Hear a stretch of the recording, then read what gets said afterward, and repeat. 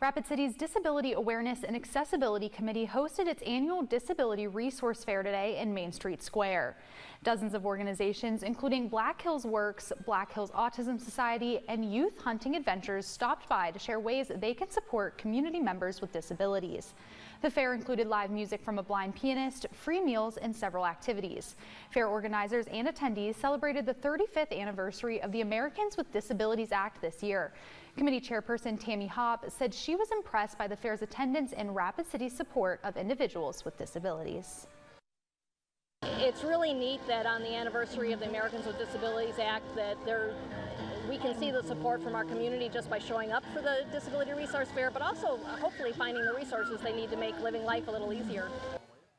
Hopp mentioned 1 in 4 Americans have disabilities, so it's likely we all know someone who could use a helping hand.